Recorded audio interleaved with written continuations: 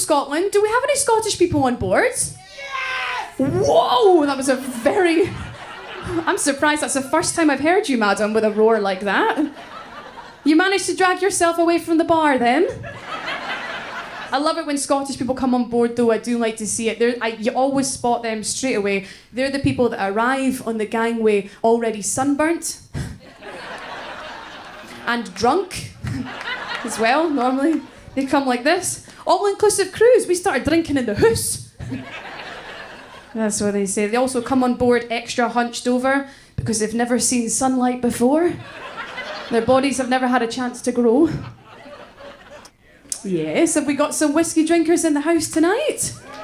We do. Give me a cheer if you like your whiskey neat.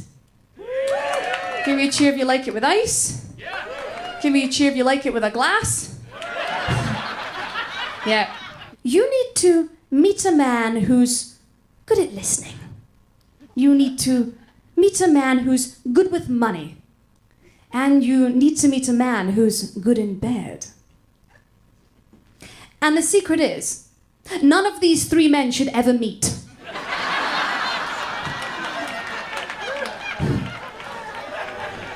Do you like my dress tonight, everyone? Thank you. Do you know, a guest told me, they said, oh, we loved your show, but you need to be wearing a nice dress. And I said, well, I feel comfortable in trousers, so bang. There you go. I think I just gave that man a heart attack in the front row there. Do you know what? My mother did. She set me up for a lifetime of confusion, right? She gave her Scottish daughter an Irish name, but I mean, I can't even imagine how my brother Bridget feels. My last boyfriend, he was so tall that when we'd go out, it looked like he was on a date with his girlfriend chimpanzee. I'm just trying to catch up with him wherever he goes. We'd go into a restaurant and I would just be sitting on his hip. He'd say, table for two, please, a bowl of banana chips for that one, please. The waiter would be like, that's a strange diet. And he said, well, she's not lost any weight, but you should see her climb trees.